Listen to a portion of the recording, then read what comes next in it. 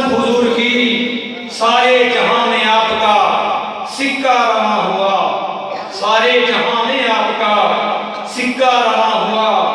توریت ہو، زبور ہو، انجیل یا قرآن، توریت ہو، زبور ہو، انجیل یا قرآن، ہر ایک میں اوصاف نبی کا بیان ہوا۔ مومن خوشی سے آج سبھی سجدہ ریز ہیں، مومن خوشی سے آج سبھی سجدہ ریز ہیں۔ شیطان کو نصیب یہ موقع کہاں ہوا، جھنڈے گڑے ہیں رہیں گے سدا تیرے نام کے، جھنڈے گڑے رہیں گے سدا تیرے نام کے۔ بے نام دشمنوں کا ہی نام و نشاں ہوا، بے نام دشمنوں کا ہی نام و نشاں ہوا۔ اب بلا تاخیر ہمارے انتہائی معزز محترم اور مکرم قبلہ عماد الدین شاہ صاحب اپنے خطاب سے ہمارے دلوں کو منور کریں گے۔ اس سے پہلے بلند آواز سے نعرہ تکبیر، نعرہ رسالت، نعرہ حیدری، نعرہ تحقیق۔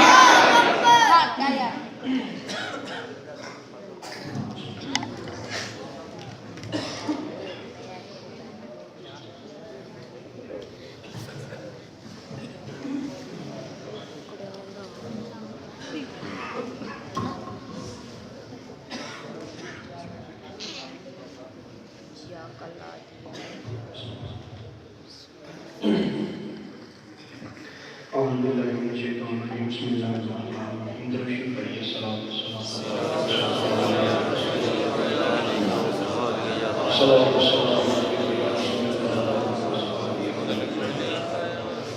اللہ رب العزت کی بارگاہ میں دعا ہے کہ اللہ پاک ہمیں جو بیان کیا جا رہا ہے اس کا مفہوم و خلاصہ آپ تک پہنچانے کی توفیق عطا فرمائے۔ اللہ پاک کو مسئلہ قیاس کو سمجھنے کی توفیق عطا فرمائے اور مل ملا کے ہمیں عمل کی توفیق عطا فرمائے۔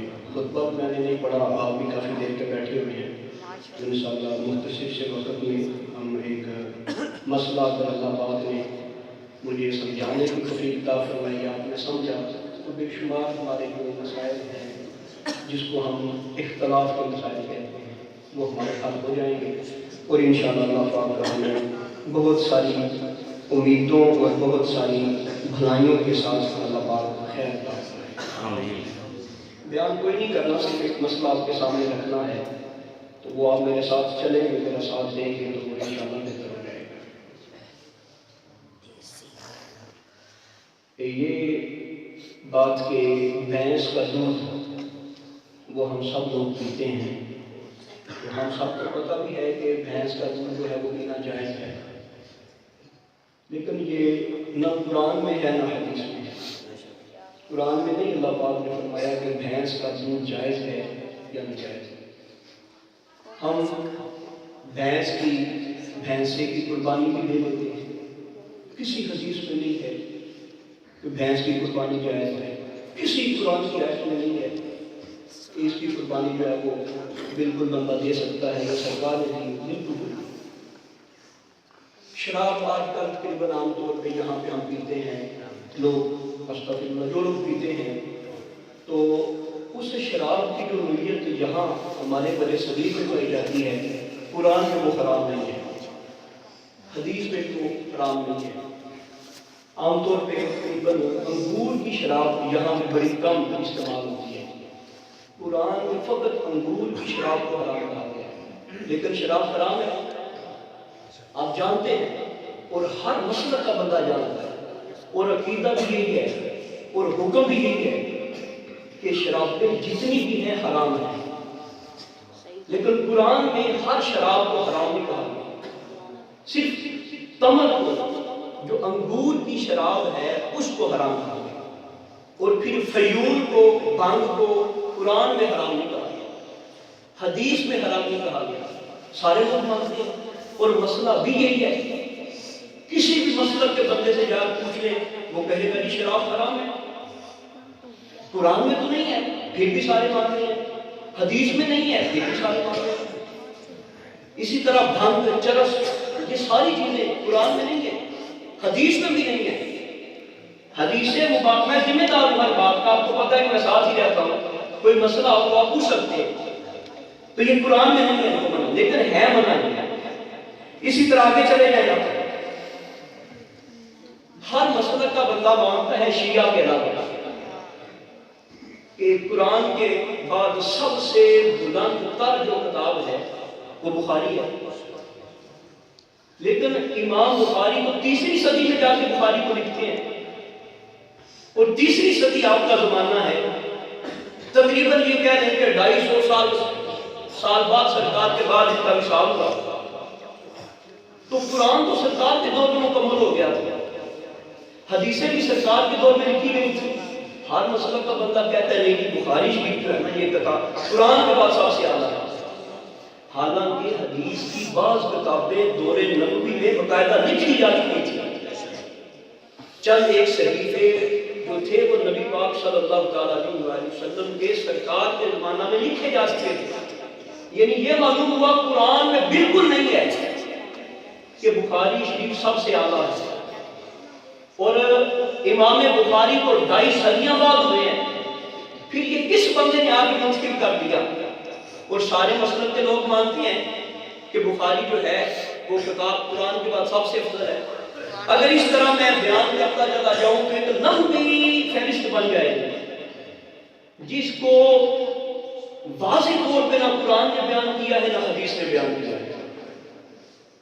اور آج ہر ادارے میں سنیوں کا ہو، وہابیوں کا ہو، دیوبندیوں کا ہو، عرب کا ہو، دنیا کے جس کونے کا بھی ہو، وہاں پہ کتاب پڑھائی جاتی ہے اصول حدیث کے موضوع پہ، اصول فقہ کے موضوع پہ. یہ اصول حدیث نہ نبی کے دور میں تھے نہ کسی ایک صحابہ کے دور میں تھے.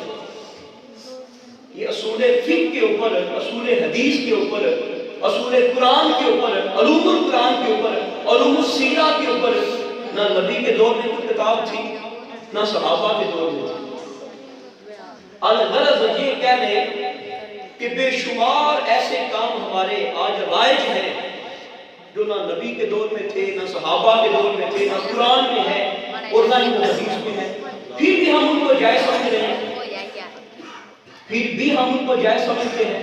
کبھی کسی نے نہیں کیا، کبھی کسی نے نہیں کہا جی میں اپنے بچوں کو بھینس کا دودھ نہیں پلانا. کیوں؟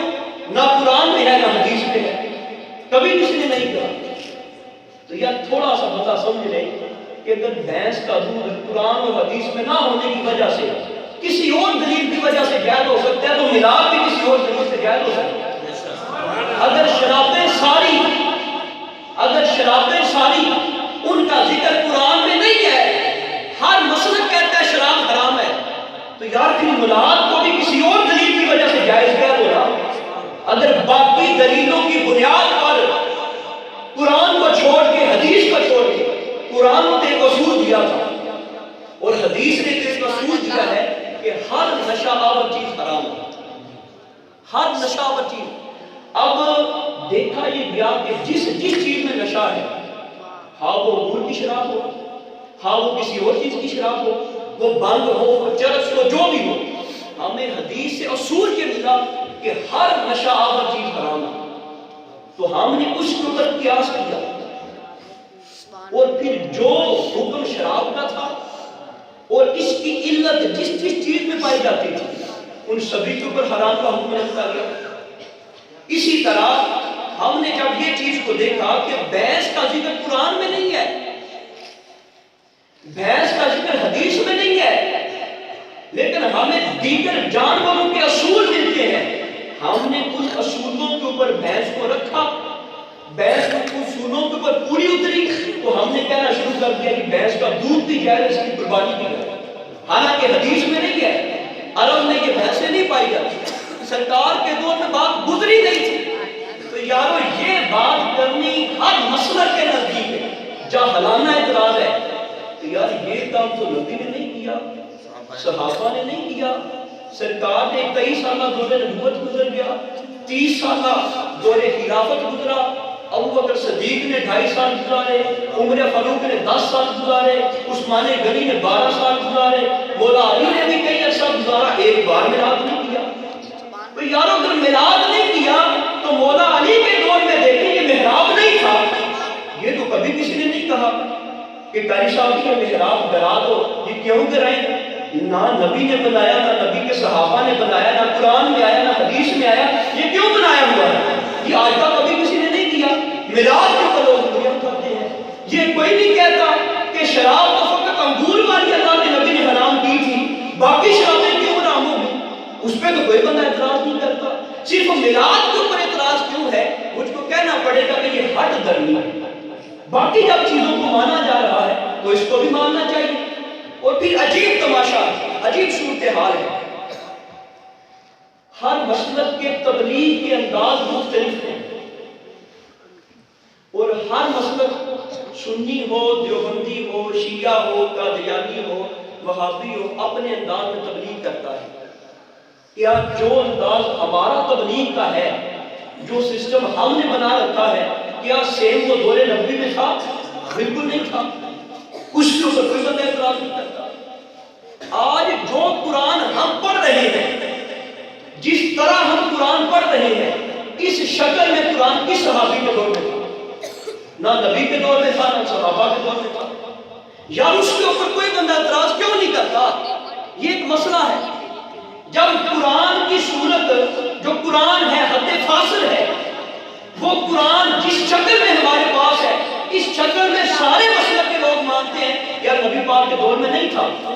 وہ تو کھجور کے پتے کے اوپر لکھا گیا تھا، وہ تو چمڑے کے اوپر لکھا گیا تھا، وہ تو ہڈیوں کے اوپر لکھا گیا تھا، وہ تو پتھروں کے اوپر لکھا گیا تھا۔ دور نبوی میں نہیں تھا وہ اس طرح قرآن۔ یہ تو پھر عثمان غنی کے دور میں پھر ایک جلد تیار ہوئی، اور پھر کے آگے مزید اس کے بارے میں وقت کے ساتھ ساتھ کتابیں بدلتے گئے اور قرآن ایک شکل میں ہمارے پاس آ گیا۔ تو حقیقت لفظ وہی ہے لیکن شکل تبدیل ہوئی ہے۔ اس بات کے اوپر کوئی بندہ اعتراض نہیں کرتا۔ اور وہ کتاب جس کو ہم سارے مانتے ہیں کہ یار یہ حدیث کی سب سے جامع کتاب ہے، وہ نبی پاک کے دور میں نہیں تھی، وہ صحابہ کے دور میں نہیں تھی، وہ تابعین کے دور میں نہیں تھی، وہ تبع تابعین کے دور میں نہیں تھی۔ اب بتاؤ ہم کیا کریں؟ صرف میلاد کے اوپر یہ اعتراض ہے؟ آپ کو عرب میں بھی دنیا کے ہر کونے میں مسجد ملے گی، مسجد کا مینار ملے گا۔ حالانکہ یہ مذہب کی باتیں ہیں، مذہب کی بات کر رہا ہوں تو دنیا کی بات نہیں کر رہا۔ مینار نہ نبی نے بنایا، نہ نبی کے صحابہ نے بنایا، نہ بعد میں بنایا۔ اب اس کو کوئی بندہ نہیں کہتا کہ نہیں جی مسجد ہونی چاہیے ایسی جیسے نبی پاک کے دور میں تھی۔ ہمیں لوگ کہتے ہیں یار میلاد ایسا کرو جیسا نبی پاک کے صحابہ نے کیا تھا۔ یار اپنی تو مسجدوں کو بہتر کرو، مسجد اپنی نبی کی مسجد کی جیسے بناتے نہیں، اور ہمیں میلاد کے اوپر آ کے اعتراض کرنا شروع کر دیتے ہیں۔ مینار بعد میں بنے، اس کے اوپر اگر اعتراض نہیں کوئی کرتا تو یار میلاد کے اوپر بھی اعتراض نہیں کرنا چاہیے۔ ہر مسلک کے بندے نے سر جھکا کے اپنی مسجد کے اوپر لمبا مینار بنا دیا، جو نبی کے دور میں نہیں تھا، صحابہ کے دور میں نہیں تھا، تابعین کے دور میں نہیں تھا۔ تو یار میلاد بھی اگر ان لوگوں نے نہیں کیا تو وہ بھی کر لینا چاہیے۔ اگر میلاد جائز ہے، جو نبی نے نہیں کیا، نبی کے صحابہ نے نہیں کیا، تو میلاد اگر نبی اور نبی کے صحابہ نے نہیں کیا تو وہ کیوں ناجائز ہو جائے؟ یہ محراب ہے، یہ نہ نبی نے بنایا نہ نبی کے صحابہ نے بنایا۔ اگر یہ جائز ہو سکتا ہے تو پھر ہمیں یہ کیوں لوگ دلیلیں دیتے ہیں یار جو کام نبی نے نہیں کیا، جو کام صحابہ نے نہیں کیا وہ نہ کرو؟ چلو وہ نہیں تو دوسری طرف آ جواب دو۔ آج کسی عورت کی ڈلیوری کا مسئلہ ہو تو ڈاکٹر کہتے ہیں کہ خون کی بوتل چاہیے۔ تو یار قرآن میں نہیں کیا ہے، حدیث میں نہیں کیا ہے کہ اگر عورت کو یہ مسئلہ بن جائے تو اس کو خون لگاؤ؟ تو ہر بندہ کیوں خون لگاتا ہے؟ کہتے ہیں کہ یار یہ قرآن میں نہیں ہے، صحابہ نے نہیں کیا، نبی نے نہیں کیا تو ہم نے بھی نہیں کرنا۔ لیکن یہاں پہ آپ کی الٹی ہو جاتی ہے، یہاں پہ آپ قبول کر دیتے ہیں۔ آج جتنے بھی بینک کاری کے مسئلے ہیں، سرکار نے صرف 6 چیزیں بتائی تھی۔ سود کے جتنے بھی مسئلے ہیں، صرف 6 چیزوں کو اللہ کے محبوب صلی اللہ علیہ وسلم نے منع کیا تھا، وہ اصول دیا تھا اللہ کے نبی نے۔ باقی آج ہماری جتنی بینک کاری ہے اس کا واضح ثبوت نہیں قرآن حدیث میں، اس کو قیاس کیا جاتا ہے، حدیثوں کے اوپر پرکھا جاتا ہے۔ حدیث نے ہمیں جو اصول دیے تھے ان اصولوں کے مطابق موجودہ بینک کاری کو دیکھتے ہیں اور پھر کہتے ہیں کہ بینک کاری ناجائز ہے، یہ حرام ہے۔ تھوڑا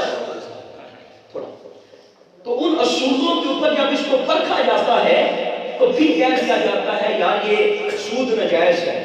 اسی طرح جو موجودہ شکل ہے میلاد کی، گو نبی پاک نے نہیں کیا، گو صحابہ اکرام نے نہیں کیا، لیکن ہمیں وہ پچھلے اصول ملتے ہیں جو قرآن بھی اس بات کی گواہی دیتا ہے، حدیث کے اندر بھی اس بات کی وضاحت ہے کہ نبی پاک صلی اللہ علیہ وسلم کے میلاد مبارک میں ہر وہ کام ہے جو رب کا محبوب چاہتا ہے، جو حدیث کریمہ میں موجود ہے۔ دراصل یہ مسئلہ اپنے ذہن میں بٹھا دیں کہ ہر وہ چیز ناجائز ہوتی ہے جو قرآن اور حدیث میں کسی بھی زاویے سے درست نہ ہو۔ اصول یہ نہیں ہے کہ جو کام نبی نے کیا اور جو کام صحابہ نے کیا صرف وہ جائز ہے، یہ اصول نہیں ہے، یہ اصول نہیں ہے۔ آپ کے یہاں جمعے کی کتنی اذانیں ہوتی ہیں؟ 2 ہوتی ہیں، لیکن میری معلومات کے مطابق سرکار نے ساری زندگی ایک اذان دی۔ میری معلومات کے مطابق ساری زندگی صدیق اکبر نے ایک اذان دی۔ میری معلومات کے مطابق ساری زندگی حضرت عمر نے ایک اذان دی۔ تو یار ہم حضرت عمر سے زیادہ جاننے والے ہیں۔ لوگ کہتے ہیں کہ یار یہ تم مداحت کرتے ہو، جھنڈیاں لگاتے ہو، حضرت عمر نے نہیں کیا، ان کو سمجھ نہیں آئی، تمہیں دین کی زیادہ سمجھ آ گئی۔ تو یارو جو مسئلہ حضرت عمر کو سمجھ نہ آیا، صدیق اکبر کو سمجھ نہ آیا، نبی پاک ایک اذان دیتے رہے، ہم کیوں 2 دیتے ہیں؟ صرف ہماری مسجد میں 2 ہوتی ہیں کہ باقیوں کی بھی 2 ہوتی ہیں؟ سبھی کی 2 ہوتی ہیں نا۔ وہ چپ کر کے دے دیتے ہیں، خاموش ہو کے دے لیتے ہیں، میلاد کے وقت جھگڑا شروع ہو جاتا ہے۔ میری معلومات کے مطابق نبی پاک کی پوری زندگی میں ایک رمضان بھی ایسا نہیں آیا جس میں سرکار نے پورا رمضان 30 کی نماز تراویح پڑھائی، پوری زندگی میں۔ اور نہ حضرت عمر کے دور میں ایک بھی ایسا رمضان آیا ہو جس میں نماز تراویح کی جماعت ہوتی ہے۔ آپ لوگ کیوں پھر تراویح کے ساتھ جماعت پڑھتے ہیں؟ اگر ہم اس چیز کو دیکھیں تو بے شمار چیزیں نکلیں گی، 1-2 نہیں نکلیں گی۔ رائی بینڈ کا اجتماع سرکار کے دور میں ہوتا تھا، یہ رائی بینڈ کا اجتماع ہوتا ہے تبلیغی جماعت کا، یہ نبی پاک کے دور میں ہوتا تھا۔ لوگ کہتے ہیں یار 11 کی محفل تم نے نکالی ہے، نبی پاک کے دور میں نہیں تھی۔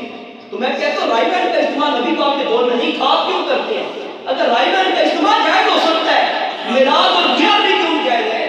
یا رسول ایک ہونا چاہیے۔ میں اگر کسی ایک غلطی کی وجہ سے بعد کسی کے بچے کے منہ کے اوپر تھپڑ ماروں، کل وہی بچہ میرا بچہ غلطی کرے، میں منہ پہ تھپڑ نہ ماروں تو لوگ مجھے کیا کہیں گے؟ لوگ مجھے کہیں گے دوگلی پولیسی ہے۔ کل اسی بچے نے وہی غلطی کی تھی، آپ نے منہ کے اوپر تھپڑ مارا، آپ کے اپنے بچے نے غلطی کی، آپ نے کچھ نہیں کہا، تو لوگ مجھے اچھا نہیں جانیں گے۔ میں انہی لوگوں سے سوال کرتا ہوں کہ رائی بینڈ کا اجتماع نبی کے دور میں نہیں ہوا، صحابہ کے دور میں نہیں ہوا، اگر وہ جائز ہو سکتا ہے تو میلاد کیوں جائز ہے، گیار بھی کیوں جائز ہے، کل کیوں جائز ہے، ساتہ کیوں جائز ہے، جاریہ کیوں جائز ہے؟ وہ بھی تو نبی پاک کے دور میں نہیں تھا۔ اگر اہل حدیث کی طرف جائیں تو وہ کہتے ہیں کہ یہ کانفرنس ہم کرا رہے ہیں۔ کیا کانفرنس ہے؟ سیرت النبی کانفرنس ہے، اہل حدیث کانفرنس ہے، یہ فلاں کانفرنس ہے۔ یار یہ کانفرنس سے کروانا، وہاں پہ کرسیاں لگوانا، سٹیج بنانا، بیانی بنانا، یہ کس نبی نے کیا تھا؟ یہ کس صحابی نے کیا تھا؟ بتاؤ، یہ دوسرے لوگ نہیں کرتے؟ جب اپنی وہ محفلیں کراتے ہیں ان کے اشتہار نہیں چھپتے، بینر نہیں چھپتے؟ کون سے صحابی تھے، کون سے نبی کا وہ دور گزرا ہے جب محفل کرانے کے لیے انہوں نے بینر لگوائے ہوں؟ ان کے اپنے بڑے بڑے بینر دیکھے ہوں گے؟ کس صحابی کے دور میں اشتہار چھپتے تھے؟ یہ اپنے آپ دور میں چھپواتے ہیں۔ تو یارو اصول ایک ہونا چاہیے۔ جس اصول کی وجہ سے اپنے اجتماع جائز کر لیتے ہیں وہ لوگ، اپنے رائی گنڈ وغیرہ کے اور دیگر کانفرنس سے جائز کر لیتے ہیں، اسی اصول اور اسی دلیل کی بنا پر میلاد کو بھی جائز کر دینا چاہیے۔ اصول ایک ہونا چاہیے، یہ نہیں کہ اپنا بچہ اگر کام کر لے تو پھر منڈا منڈا ڈال دیا، کسی کا بچہ کر لے تو کہا نہیں کہ اس کو پوری سزا دینی چاہیے۔ یہ تو یہود والا طریقہ ہو گیا نا، کہ جس وقت کوئی امیر بندہ گناہ کرتا تھا تو کہتے تھے نہیں جی زنا کی سزا پوری رجم ہے۔ اگر کسی امیر عورت نے زنا کر لیا کہتے تھے نہیں کوئی نہیں، اتنے بندوں کو روٹی کھلا دو مسئلہ حل ہو جائے۔ تو یہ یہود جیسی صفت ہے۔ مسلمان کا قانون ہر جگہ بیک ہوتا ہے۔ اصول یہ ہے کوئی بھی کام قرآن اور حدیث سے ٹکرائے تو تب ناجائز ہے۔ اصول یہ نہیں ہے آج ناتھو دور یہ جو اس طرح کی مسجد ہے، کیا نبی پاک کے دور میں ایسی مسجد تھی؟ اگر یہ مسجدیں جائز ہیں اس دور میں آ کے تو یار اگر اس زمانے کے تقاضے کے مطابق کسی نے گڑی نبی پاک کی آمد میں سجا دی تو اس کو کیوں نجائز کہتے ہو؟ پہلے نمبر پہ تو یہ فتویٰ آنا چاہیے کہ یار بیت اللہ اور مسجد نبوی سرکار کے دور میں سادہ تھی، اب جن لوگوں نے اس کو بڑا حسین بنا دیا ہے، پہلے اس کے اوپر فتویٰ آنا چاہیے۔ اگر وہاں فتویٰ نہیں ہے تو میراث کے اوپر کیوں فتویٰ ہے؟ بات تو ایک جیسی ہے ہر جگہ پہ، ہر جگہ پہ اصول تو ایک جیسا ہے۔ نبی پاک اپنی زندگی میں نماز تراویح پورا مہینہ نہ پڑھائے وہ جائز ہے، نبی پاک اپنی دور میں 2 اذانیں نہ دے وہ جائز ہے، نبی پاک اپنی زندگی میں محراب نہ بنائے وہ جائز ہے، نبی پاک اپنی زندگی میں مینار نہ بنائے وہ جائز ہے۔ تو یار اگر میلاد نبی پاک نے نہیں کیا اس دور میں جس طرح باقی چیزوں کو جائز سمجھتے اس کو بھی جائز سمجھتے۔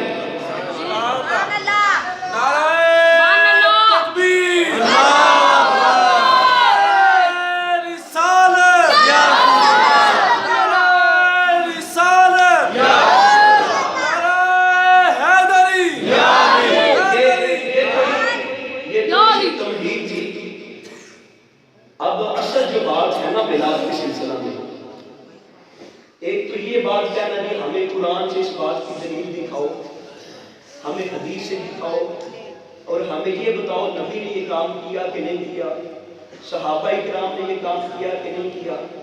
آپ لوگ کسی بھی عالم کے پاس صبح چلے جانا، جو بندہ آپ کو کہتا ہے کہ ہمیں بتاؤ یہ قرآن میں ہے یا حدیث میں، آپ اس سے پوچھ لیں کہ یار بھینس مجھے نکال کے بتاؤ قرآن میں کہاں ہے حدیث میں کہاں ہے، وہ کہے گا جی نہیں اس کو ہم نے قیاس کیا ہے اس لیے ہم نے بحث کو جائز کہہ دیا۔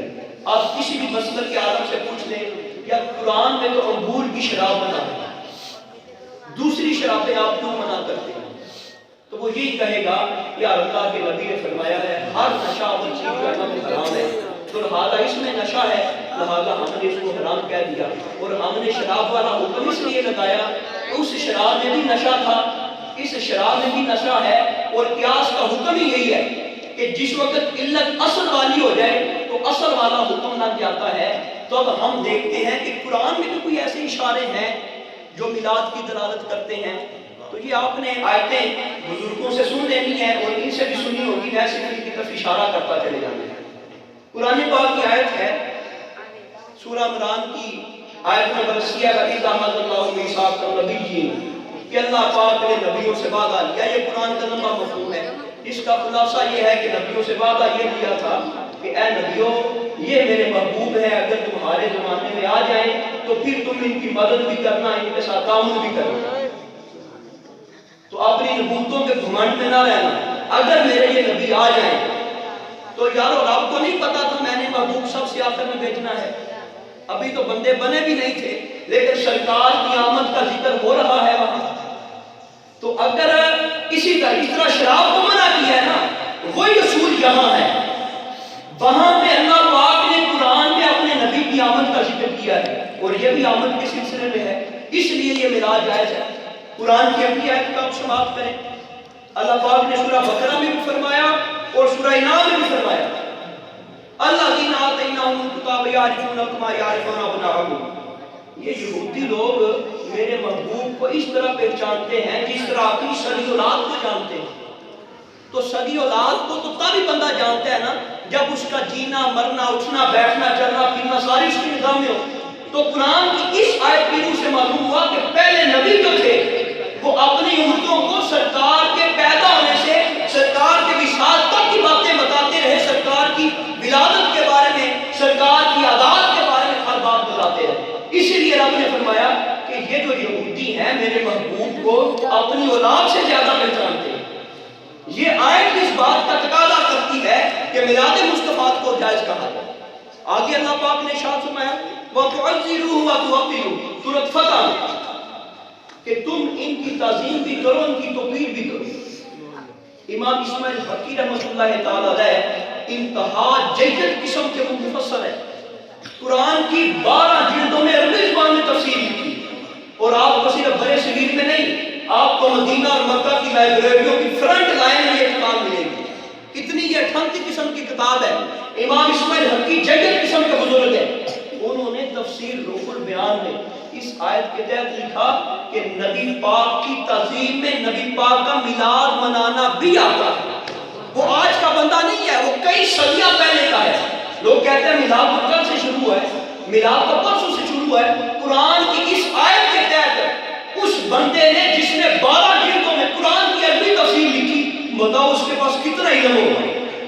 قرآن کی 12 جلدوں میں تفسیر کرنا یہ بڑے علم کا کام ہے، اور عربی زبان میں. اور آج سارا عرب اس بندے کا احسان مند ہے. اور اس بندے نے لکھا اس کے حاشیے میں لکھا، اس کی شرح میں لکھا کہ سرکار کی تعظیم میں میلاد مصطفیٰ بھی آتا ہے. جو میلاد مصطفیٰ کرتا ہے وہ قرآن کی شاید کے اوپر عمل کرتا ہے. قرآن کی میلاد نہیں ہے. پھر آگے آپ چلیں، امام ابو شامہ نے، امام نبوی رحمۃ اللہ تعالی علیہ کا استاد. آج جتنے بھی وہابی دیوبندی ہیں کسی مسئلے میں اٹک جائیں، یہ بڑی ذمہ داری سے کہہ رہا ہوں، کسی مسئلے میں اٹک جائیں تو امام نووی کی کتابیں کھول کے پڑھتے ہیں. اور امام نووی کے یہ استاد ہیں، انہوں نے لکھا کہ واقعی سرکار کی تعظیم میں میلاد مصطفیٰ بھی آتا ہے. جس نے میلاد کر لیا اس نے سرکار کی تعظیم کر لی، اور جس نے قرآن کی تعظیم کر، سرکار کی تعظیم کر لی، اس نے قرآن کی آیت کو پر مت کر لی. اور سرکار کی آیت قل بفضل اللہ وبرحمتہ فبذلک فلیفرحوا، کہ جب اللہ کا تمہارے اوپر فضل ہو، رحمت ہو، چاہیے کہ خوشی مناؤ. یہ رب کہہ رہا ہے. سرکار کی ولادت سے بڑھ کے کوئی فضل ہے؟ سرکار سے بڑھ کے کوئی رحمت ہے؟ تو رب قرآن میں کہتا ہے سورہ یونس میں کہ جب رب کا فضل ہو، رب کی رحمت ہو، چاہیے کہ خوشی مناؤ. تو خدا تعالیٰ نے اپنے محبوب صلی اللہ تعالیٰ علیہ وسلم کو تمام جہانوں کی رحمت بنا کے بھیجا. سرکار سب سے زیادہ فضل ہے اللہ کا ہمارے اوپر، تو اس لیے ہم یہاں پہ خوشی مناتے ہیں. یہ قرآن کی آیت ہے. ہو سکتا ہے کسی کی ذہن میں یہ اعتراض ہے کہ یار سرکار کی ولادت تو ایک بار ہوئی تھی، تو آپ ہر سال میلاد کرتے ہیں، ایک بار میلاد کر لیا جیسے کافی تھا. میں کہوں گا کہ ابراہیم علیہ السلام نے تو ایک بار دیکھا تھا پتھر مارے تھے. آپ ہر سال حج کرنے کے لیے جب جاتے ہیں ہر سال جا کے پتھر کیوں مارتے ہیں؟ حضرت حاجرہ تو ایک بار دوڑی تھی صفا مروہ کے دوران، آپ ہر سال کیوں جا کے دوڑتے ہیں؟ اور عمرے والے جو ہیں وہ بھی زیارت کے لیے وہاں پہ جاتے ہیں.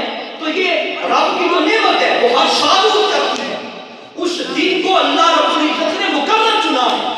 جس دن رب کی رحمت ہو پھر وہ سدا کے لیے مختلف ہو جاتا ہے. اور پھر اللہ پاک کا پھر آگے قرآن کی آیت وَأَمَّا بِنِعْمَتِ رَبِّكَ فَحَدِّثْ، رب کی نعمتوں کا چرچا کرو. امام سیوطی کا نام آپ نے ہو سکتا ہے سنا ہے، دنیا اسلام کا سب سے بڑا محدث، اور ہر معاملے میں ہر فن کے اوپر اس بندے نے کتاب لکھی. اور سرکار کی بارگاہ میں اتنی قبولیت کہ دیوبندی اور وہابی بھی کہنا شروع ہو گئے کہ نبی پاک کا کئی مرتبہ جاگتی آنکھوں میں دیدار ہوا. کئی مرتبہ. یہ ہم نہیں کہتے، ہم تو کہتے ہیں 75 بار دیدار کیا. وہ کہتے ہیں کئی بار نبی پاک صلی اللہ تعالیٰ علیہ وسلم کا جاگتی آنکھوں میں دیدار کیا. وہ بندہ کہتا ہے کہ یار وَأَمَّا بِنِعْمَتِ رَبِّكَ فَحَدِّثْ، سرکار کے میلاد کے سلسلہ میں کہ رب کی نعمتوں کا تذکرہ کرنا، چرچا کرنے میں یہ آتا ہے کہ سرکار کی ولادت پاسادت کی خوشی کی ہے. یہ رب کی نعمت نہیں ہے سرکار. رب کہتا ہے میری نعمتوں کا چرچا کرو. اگر آپ نے بازاروں میں لائٹیں لگا لی تو یہ سرکار کے لیے لگائی ہے. چرچا کس کا کر رہے ہیں؟ آپ کسی M P M L A کا تو نہیں کر رہے. پھر یہاں سے مسئلہ اور واضح ہو جائے گا. گلی گلی یہ جس کا الیکشن آتا ہے، جس وقت ہم کسی بھی بندے کا وہ پوسٹر لگاتے ہیں، یہ پی پی کا ہے، یہ نور کا ہے، کیوں لگاتے ہیں؟ اس بندے کا چرچا کرنے کے لیے. معلوم ہوا کہ یہ جو پوسٹر لگتے ہیں، فلیکسیں لگتی ہیں، یہ چرچے کے لیے ہے. یا رب کہتے ہیں وَأَمَّا بِنِعْمَتِ رَبِّكَ فَحَدِّثْ، رب کی نعمت کا چرچا کرو. ہم تو یہی جانتے ہیں، یہی سنا ہے، یہی عقیدہ ہے کہ سب سے بڑی نعمت سرکار ہے. جو بندہ اس نعمت کا چرچا نہیں کر سکتا وہ مسلمان ہونے کا حق ہی پورا نہیں کر سکتا. اور پھر ولادت کا خاص ذکر سورہ مریم کے اندر اللہ رب العزت نے ارشاد فرمایا. حضرت عیسیٰ علیہ السلام اس کو نقل کرتے ہیں وَالسَّلَامُ عَلَيَّ يَوْمُ وَلِدْتُ، اور سلام ہو مجھ پر میرے پیدا ہونے کے دن پر. اور یحییٰ علیہ السلام کے متعلق اللہ پاک نے اسی صورت میں ارشاد فرمایا وَسَلَامٌ عَلَيَّ يَوْمَ وُلِدَ، وَسَلَامٌ عَلَيْهِ يَوْمَ وُلِدَ، یحییٰ علیہ السلام کے پیدا ہونے کے دن پر زندگی کا ہر ہر لمحہ بڑا عظیم ہوتا ہے، تو رب نے فقط پیدا ہونے کے دن پر سلام کیوں بھیجا؟ یہ نبی کی حیثیت ہے، اور رب بھی جانتا ہے، اور رب نے اس دنیا کو بتانا مقصود ہے کہ لوگوں کو پتہ چلے کہ نبی کے ساری زندگی کے دنوں میں پیدا ہونے کا دن خاص ہوتا ہے، تو اس لیے خاص کر یہ پیدا ہونے کے دن بیضا پاک پہ سلام بھیجا۔ یہ سورہ مریم کیا ہے؟ یحییٰ علیہ السلام کے اوپر اللہ نے سلام بھیجا، اور حضرت عیسیٰ علیہ السلام نے خود اس کو نقل کیا، اور آپ کے متعلق کہا کہ میرے اوپر سلام ہو میرے پیدا ہونے کے دن پر۔ تو لوگ کہتے ہیں میلاد کا ذکر ہی ہوئی۔ ان تقریباً قرآن کی 8 آیتوں سے ہمیں قیاس کرنا پڑے گا، جس طرح ہم نے شراب کو باقی شرابوں کے اوپر قیاس کیا، حالانکہ ان کی شکلیں مختلف ہیں، ان کا مادہ مختلف ہے جن سے شرابیں بنتی ہیں، اسی طرح گو آج میلاد کا طریقہ مختلف ہے لیکن اصل وہی ہے جو نبی پاک صلی اللہ علیہ وسلم کے دور میں تھے۔ سرکار کے سامنے یہ معاملہ پیش کیا گیا۔ یہ مسلم شریف کی حدیث پاک ہے، نبی پاک صلی اللہ علیہ وسلم ہر پیر کا روزہ رکھتے تھے، ہر پیر کا۔ تو سرکار سے پوچھا گیا یا رسول اللہ آپ ہر پیر کا ہر سوموار کا روزہ کیوں رکھتے ہیں؟ نبی پاک صلی اللہ علیہ وسلم نے ارشاد فرمایا علیہ یوم ولد، میں اس دن پیدا ہوا اس لیے میں ہر سوموار کا روزہ رکھتا ہوں۔ یا نبی پاک تو خود اپنا میلاد کر رہے ہیں۔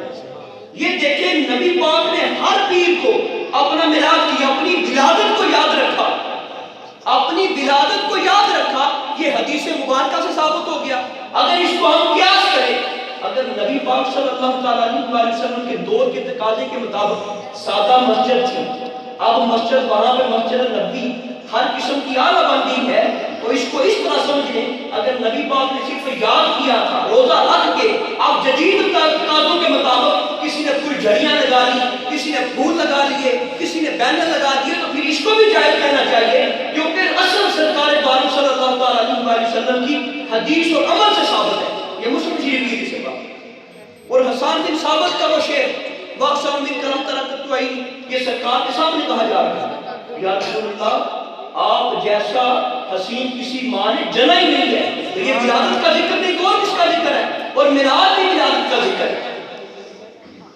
یہ ہر مسلک کے عالم کی سیرت کی کتاب میں بات موجود ہے، لیکن صرف 2 حوالے میں آپ کے سامنے رکھتا ہوں۔ تھانوی صاحب نے کتاب لکھی اشرف علی تھانوی صاحب دیوبندیوں کے حقیق نبوت، ان کی کتاب کا نام ہے نشر الطیب۔ اس کتاب کو لکھنے کا ارادہ کیسے بنا؟ اس کتاب کے مقدمے میں کیا لکھتے ہیں؟ وہ کہتے ہیں کہ میرا پورے کا پورا علاقہ طاعون میں موجود تھا، طاعون کی بیماری میں مبتلا تھا، تو میں نے نبی پاک کی ولادت آپ کے میلاد شریف کے متعلق کتاب لکھنا شروع کی۔ تو میں 7 مہینے تک کتاب لکھتا رہا، لیکن وہ سارا علاقہ طاعون سے محفوظ رکھا، اور پھر آخر میں یہ بات کی یہ ساری برکتیں نبی پاک کے میلاد کی ہیں، سرکار کی ولادت کے ذکر کی ہے، اور پھر یہ بات لکھی کہ میں امید کرتا ہوں یہ کتاب جس جگہ پہ ہوگی وہاں پہ طاعون نہیں پھیلے گا۔ سبحان اللہ۔ یہ اشرف علی تھانوی دیوبندیوں کے حکیم الامت صاحب نے لکھا، اور جس کو کتاب چاہیے آج کو کام ہی بڑا آسان ہو گیا ہے۔ لوگ کہتے ہیں کہ نہیں مجھے علماء کے پاس جانے کی ضرورت نہیں ہے، آپ مجھے اپنا واٹس ایپ نمبر دیں، میں PDF آپ کو سینڈ کر دوں گا۔ یہ کتاب جس کی بات کر رہا ہوں، اگر میرے پاس آنے میں شرماتے ہیں گھر بیٹھ کے اس کتاب کا مقدمہ پڑھ لیں تھانوی صاحب کیا کہتے ہیں، اور آج ان کے ماننے والے کہتے ہیں کہ میلاد تو شرک ہے، میلاد تو بدعت ہے۔ تھانوی صاحب کہیں بیماریاں دور ہوتی ہیں، اور ماننے والے کہیں نہیں کہ میلاد کرنے سے شرک ہوتا ہے، تو یہ کتنا بڑا خطاب ہے۔ اور اس کتاب میں بھی تھانوی صاحب نے لکھا ہے، اور اہل حدیث جس طرح اخبار ہوتا ہے نا، اخبار روزانہ نکلتا ہے، ایک ہفت روزہ ہوتا ہے، اخبار کو کہتے ہیں روز نامہ، وہ روزانہ نکلتی ہے، ایک ہوتا ہے جو ہفتے بعد نکلتا ہے، اس کو کہتے ہیں ہفت روزہ۔ ہفت روزہ تنظیم اہل حدیث، یہ 23 جون 1995 کی بات ہے۔ وہاں پہ انہوں نے لکھا کہ جب اللہ پاک نے نبی پاک کو پیدا کیا تو اس وقت زمین و آسمان روشن ہو گئے، ہر طرف روشنیاں ہو گئی۔ وہ روشنیاں کس نے کی تھی؟ اللہ نے۔ یارو نبی کی ولادت پہ اللہ روشنیاں کرے، ہم کیوں نہ کریں؟ رب نے نبی کی ولادت پہ روشنیاں کی، وہ جائز ہے۔ آج ہم رب کی سنت پہ عمل کرتے ہوئے روشنیاں نہ کریں تو یہ کیسے ناجائز ہو جائے گا؟ لوگ کہتے ہیں کہ ذکر کو نہیں بس پرابلم یہ ہے ہمارے سنیوں کی، یہ کسی کسی عالم کے پاس مسئلہ پوچھنے کی جسارت نہیں کرتے. میں یہاں ایمانداری دعوے سے اور یقین سے کہتا ہوں خدا کی قسم جتنے دلائل قرآن اور حدیث سے ہر مسئلے میں ہاں وہ کل شریف کا ہاں وہ 11ویں کا ہو جتنے سنیوں کے پاس ہے کسی مسئلے کے پاس نہیں ہے, کسی مسئلے کے پاس نہیں ہے. پرابلم یہ ہے کہ ہمارے بندے جو محنت نہیں کرتے, کہتے بات ٹھیک ہے جی کام چلانا چلتا ہے. اور پھر آگے یہ بات ابو لہب والی بخاری شریف کی جسے پاک ہے اس پہ اعتراض بڑا کرتے ہیں. میں بالکل یہ چند ایک واقعات رہ گئے ہیں, میکسیمم 5 منٹ کی گفتگو ہے. ابو لہب والی حدیث پاک یہ بخاری شریف کی حدیث پاک ہے. وہ کافر تھا, ابو لہب کافر تھا, لیکن اس حدیث کو لکھنے کے بعد ہر محدث, ہر فقیہ, ہر بزرگ نے جتنے بھی گزرے ہیں ساروں نے لکھا کہ یارو ہر نیکی کا ثواب جو ہے کافر کو وہ دنیا میں مل جاتا ہے, مرنے کے بعد کافر کو کسی نیکی کا ثواب نہیں ملتا. لیکن اگر کافر بھی میلاد مصطفیٰ کرے تو مرنے کے بعد اس کو اجر ملے. یہ میلاد کی بات آج کی نہیں ہے. اور پھر ایک اور میں بڑے دعوے سے بات کر رہا ہوں, آج وہ کہتے ہیں مدینے اور مکے میں نہیں جلوس نکلتا, وہاں پہ میلاد نہیں ہوتا. صرف 1920 سے پہلے کی تاریخ کا میں ذمہ دار ہوں. وہاں عالمی سطح پہ گورنمنٹ کے حساب سے لاکھوں کروڑوں روپیوں کا, درہموں کا, دیناروں کا خرچہ کر کے سعودی عرب میں, مدینہ منورہ میں, مکہ مکرمہ میں کئی صدیوں تک میلاد ہوتا رہا. میں ذمہ دار ہوں اس بات کا, اور میں عرب کی تاریخ میں یہ بات دکھانے کے لیے بالکل آپ کے سامنے بیٹھا ہوں. صرف یہ 1920 کے بعد جب سے یہ ابن سعود اور اس کی آل کا تسلط ہوا ہے, یار مسئلے تو سارے ختم ہو جانا چاہیے. جن لوگوں نے عمرہ کیا ہے ان لوگوں نے دیکھا ہوگا کہ جنت البقیع میں مزارات کو گرا دیا گیا ہے. آپ لوگ جانتے ہیں نا جنت البقیع جو مسجد نبی کے ساتھ مسجد قبرستان ہے اس کو جنت البقیع کہتے ہیں. وہاں پہ عثمان غنی کا مزار بھی تھا, وہاں پہ سرکار کی اہل بیت کا مزار بھی تھا, سرکار کی اولاد کے مزار بھی تھے. لیکن 1920 سے پہلے جتنے بھی مسجد نبی کے امام ہیں انہوں نے منع نہیں کیا, جتنے بھی بیت اللہ شریف کے امام ہیں انہوں نے منع نہیں کیا. ہر صدی میں, ہر دور میں وہ قائم رہے. بنانے والے کون تھے؟ یہ مسجد نبی ہے, یہ جنت البقیع ہے.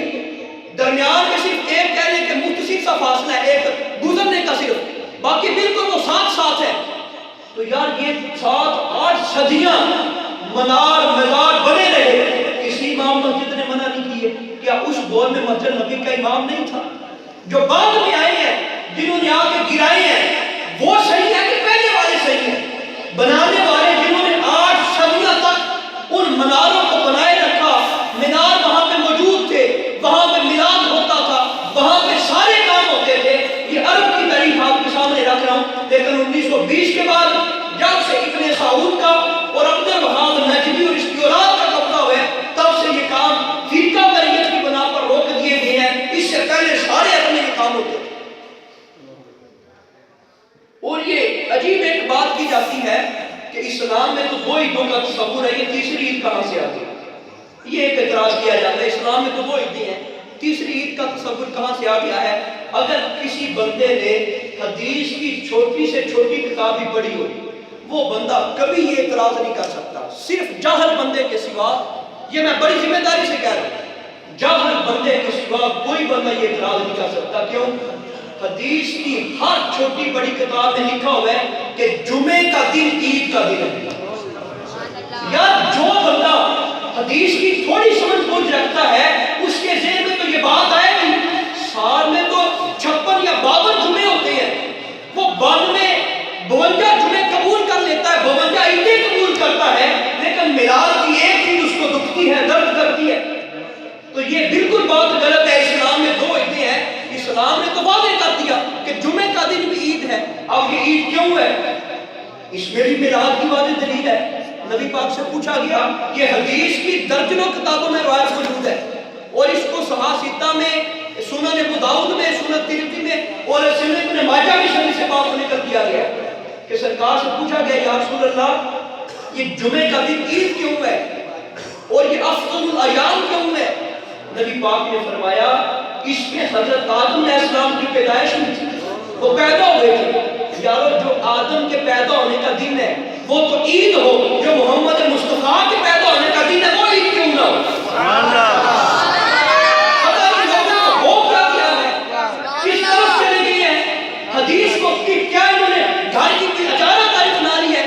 حدیث کی سینکڑوں کتابوں میں یہ بات موجود ہے کہ یوم جمعہ عید کا دن ہے، اور پھر جمعے والے دن حکم کیا ہے کہ اے لوگوں کاروبار بند کر دو، یا ایھا الذین آمنوا اذا نودی للصلاۃ من یوم الجمعۃ فاسعوا الی ذکر اللہ وذروا البیع، بیع چھوڑ دو، کاروبار چھوڑ دو۔ کیوں؟ آج آدم کی ولادت کی دن ہے، کیا کرو؟ کپڑے خوبصورت پہنو، پھر کیا کریں؟ خوشبو لگاؤ، سنت ہے، نہاؤ، غسل کرو، مسجد میں آؤ۔ کیوں؟ اس لیے کہ آدم کی پیدائش کا دن ہے، جمعے کا دن رکھا گیا ہے۔ یا جب آدم کی پیدائش کا دن ہے، حدیث کی ہر کتاب میں لکھا ہو کہ جمعے کے دن وضو کرو، غسل کرو، نئے کپڑے پہنو، خوشبو لگاؤ، کام چھوڑ دو، پھر مسجد میں آؤ۔ یہ آدم کی پیدائش کے دن کا معاملہ ہے۔ محمد مصطفیٰ کی جب پیدائش ہوتی تو آپ اس میں کتنا عالم کرتا ہو؟ یار یہ قیاس کا سوال ہے۔ اگر اس چیز کو آپ قبول کر لیتے ہو، اگر اس چیز کو آپ لوگ قبول کر لیتے ہو کہ یار قرآن میں تو صرف اس شراب کی ممانعت ہے جو کھجور سے بنی ہوئی ہے، لہذا جس شراب میں نشہ ہوگا ہر وہ شراب حرام ہوگی، تو اسی طرح سمجھ لیں اگر آدم کی پیدائش پہ اتنی خوشی جائز ہے تو کم کم اتنی خوشی محمد مصطفیٰ کے میلاد کے اوپر تو کی جائے۔ تو سرکار نے واضح فرما دیا کہ جمعے کا دن بھی عید ہے۔ کیوں عید ہے؟ حضرت آدم کی ولادت ہوئی۔ آج لوگ کہتے ہیں کہ دو عیدیں ہیں، اللہ رب العزت عمل کی توفیق عطا فرمائے۔ آمین۔